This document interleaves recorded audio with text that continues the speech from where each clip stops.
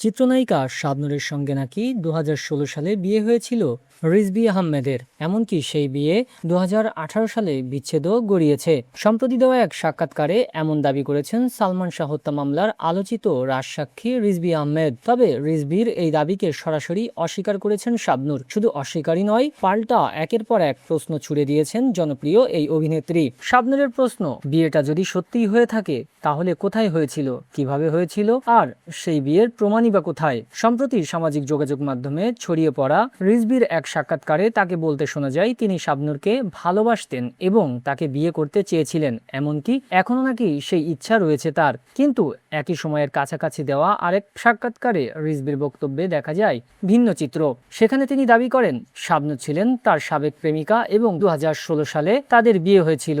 পরে ২০১৮ সালে তাদের বিচ্ছেদ হয়েছে বলেও দাবি করেন তিনি। আর এই পরস্পর বিরোধী বক্তব্য নিয়ে প্রশ্ন তুলেছেন শাবনূর।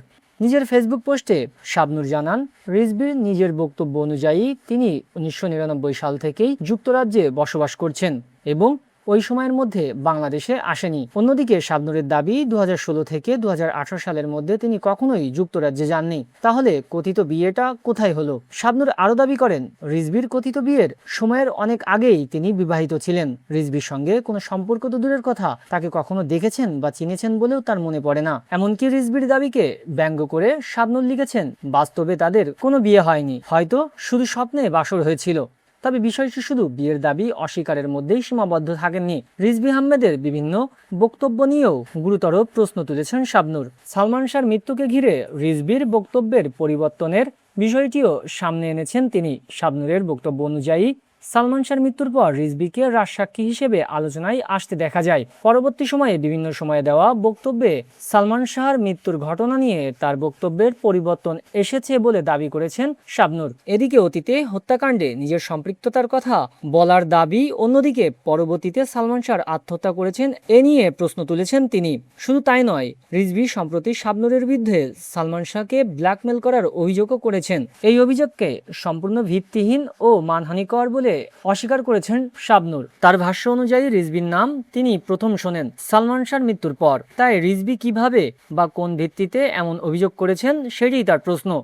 শাবনূর আরও বলেন, চলচ্চিত্র অঙ্গনে কেউ তাকে অন্যের সঙ্গে কূটনামি বা ষড়যন্ত্র করার মানুষ হিসেবে চিহ্নিত করতে পারবেন না। এদিকে রিজভীর আরও কিছু বক্তব্য নিয়ে বিস্ময় প্রকাশ করেছেন শাবনূর। তার দাবি অনুযায়ী যুক্তরাজ্যে যাওয়ার সময় পাসপোর্ট, ভিসা ও টিকিট ছাড়াই যাওয়ার মতো নানা কথা তিনি বলেছেন। এমনকি খুব অল্প বয়সে বিপুল পরিমাণ অর্থ নিয়ে যুক্তরাজ্যে যাওয়া এবং সেখানে দ্রুত বাড়ি কেনার দাবিও করেছেন রিজভী। এসব বক্তব্য কতটা সত্য আর কতটা বাস্তবসম্মত সেটা দর্শক ভক্তদের বিবেচনার উপর ছেড়ে দিয়েছেন শাবনূর। সবশেষে সালমান শাহর মৃত্যুর প্রসঙ্গে নিজের অবস্থান পরিষ্কার করেছেন এই অভিনেত্রী। শাবনূর দাবি করেছেন, সালমান শাহর মৃত্যু বা হত্যাকাণ্ডের সঙ্গে তার বিন্দুমাত্র কোনো সম্পর্ক ছিল না। সালমান শাহ কিভাবে মারা গেছেন সে বিষয়ে তার কোনো ধারণা নেই। তার ভাষায়, সালমান শাহ শুধু একজন জনপ্রিয় নায়ক ছিলেন না, তিনি ছিলেন তার অত্যন্ত প্রিয় সহশিল্পী এবং বড় ভাইয়ের মতো একজন মানুষ। শাবনূর আরও জানিয়েছেন, তিনি চান সালমান শাহর মৃত্যুর প্রকৃত রহস্য একটি নিরপেক্ষ ও পূর্ণাঙ্গ তদন্তের মাধ্যমে বেরিয়ে আসুক। আর এই ঘটনায় কেউ জড়িত থাকলে তাদের দৃষ্টান্তমূলক শাস্তিও দাবি করেছেন তিনি। এখন প্রশ্ন একটাই,